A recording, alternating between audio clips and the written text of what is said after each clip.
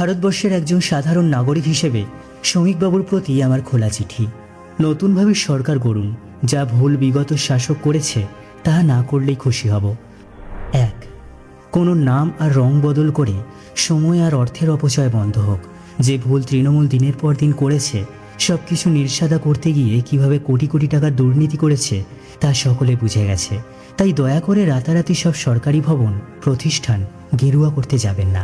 বিশ্বাস করুন, সাধারণ মানুষ এসব চায় না। 2. দলের কোনো যুব নেতা রাস্তা দিয়ে যাবে, তার জন্য ঘন্টার পর ঘন্টা ট্রাফিক কন্ট্রোল, হেলিকপ্টার, 500 পুলিশ এসব মানুষের চোখে লেগেছে। তাই এই ভুল করবেন না আশা করা যায়। সাধারণ মানুষের মধ্যে মিশে থাকলে ক্ষমতা হারালেও অন্তত এই জনরোষ তৈরি হতো না। এ কথা যত তাড়াতাড়ি বুঝবেন ততই মঙ্গল। 3. টলিউডকে রাজনীতিমুক্ত করুন। কে কোন দল করে সেটা দেখে কাজ দেবেন, এই জঘন্য সিস্টেম বন্ধ করুন।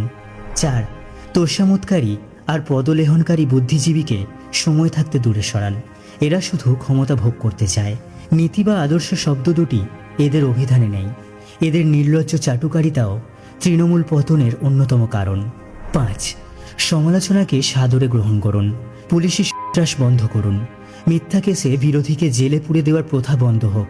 আপনি 2,90,00,000 সরকার হলে অপরদিকে 3,20,00,000 বিরোধী জনমতকে উপেক্ষা করার আর অবহেলা করার ভুল একদম করবেন না। 6. প্রশাসনকে দলীয় শাসনমুক্ত করুন। পুলিশ দিয়ে ভোট করানো, ভোটের ফল দেখে বিডিও এসডিও বদলি, এইসব কাজকর্মের জন্য একটা দল 2 অঙ্কে নেমে গেল, এটা মাথায় থাকুক। 7. যখনই কোনো আন্দোলন দানা বাঁধছে তা ধৈর্য ধরে শুনুন। তাদের প্রতি অবহেলা, উদাসীনতা, বঞ্চনা আর পোশাক গুন্ডা দিয়ে আন্দোলন ভাঙার চেষ্টার ফল কী হতে পারে তা নিশ্চয়ই আর আপনাদের অজানা নেই। 8. কলেজ এবং বিশ্ববিদ্যালয়ের প্রশাসনকে সম্পূর্ণ দলীয় শাসনমুক্ত করুন। ছাত্র সংসদ নির্বাচন হোক। কলেজগুলিতে যে ঘুঘুর বাসা তৈরি হয়েছে তা থেকে যে বিশাল টাকার লেনদেন হয় সেগুলো বন্ধ হোক। 9. স্কুল শিক্ষাকে আবার আগের গৌরবের জায়গায় ফিরিয়ে আনা হোক। 8,000 স্কুল এই সরকারের সময় বন্ধ হয়েছে, সেগুলোকে খোলার ব্যবস্থা করুন। দ্রুত শিক্ষক নিয়োগ স্বচ্ছতার সাথে হোক। স্কুল প্রশাসনের মাথায় শিক্ষাবিদদের বসান। দলীয় ক্যাডার, কাউন্সিলর, পঞ্চায়েত মেম্বার স্কুলে ঢুকে কি করেছে সেগুলো থেকে শিক্ষা নিন। 10. অনুমোদনহীন খারিজি মাদ্রাসাগুলিকে দ্রুত বন্ধ করুন। সেই অর্থকে সংখ্যালঘু উন্নয়নে ব্যবহার করুন। 11. দয়া করে নতুন ইতিহাস আর বেদ পুরাণের কথা সিলেবাসে ঢোকাবেন না। ইন্ডিয়ান নলেজ সিস্টেমের নামে এসব না করে স্কুলগুলোতে কম্পিউটার, কৃত্রিম বুদ্ধিমত্তা, ওয়েব ডিজাইন, মেশিন লার্নিং এইসবকে আনুন। তাহলে অন্তত শিশুরা কাজের মতো কিছু শিখবে। 12. যত শিল্প বাড়বে তত অর্থনীতি উন্নত হবে, স্বাবলম্বী হবে। দয়া করে আর ভাতার রাজনীতি না করে শিল্পের শিক্ষায় মন দিন।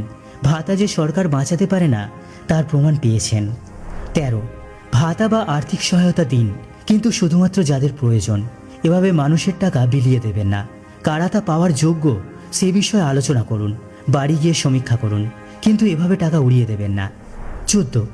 সরকারি প্রকল্পের সুবিধা যেন শুধু পার্টির ক্যাডাররা না পায় তা পুরোপুরি নিশ্চিত করুন। প্রকৃত উপভোক্তা যেন বঞ্চিত না হয় তা দেখা অতি আবশ্যক। 15. নিজের দলের অভ্যন্তরে কথা বলার সুযোগ রাখুন। একনায়কতন্ত্র যে কি ভয়ানক তা পূর্ববর্তী শাসক দেখিয়ে দিয়ে গেছে, শিক্ষা নিন। সর্বশেষ চাওয়া এবং সবথেকে গুরুত্বপূর্ণ চাওয়া, দয়া করে নিজেদের সংখ্যাগুরুর সাথে সংখ্যালঘুরও সরকার হিসেবে নিজেদের প্রতিষ্ঠা করুন। বিজেপি শুধু হিন্দুর সরকার এই ধারণা ভুল প্রমাণ করুন। ভোট পরবর্তী হিংসা আর দাঙ্গা দল আর দলীয় স্ট্যাম্প না দেখে কঠোর হাতে নিয়ন্ত্রণ করুন। যদি এগুলো পারেন তাহলে ইতিহাস মনে রাখবে, আর যদি ওই একই জুতোতে পা গলাতে যান তাহলে মনে রাখবেন ইতিহাস বড্ড বেয়ারা, কারো ইচ্ছা মতো চলে না। না চাইলেও সে ফিরে ফিরে আসে। সে হতে পারে 34 বছর পর, হতে পারে 15 বছর পর, বা 5 বছর পর।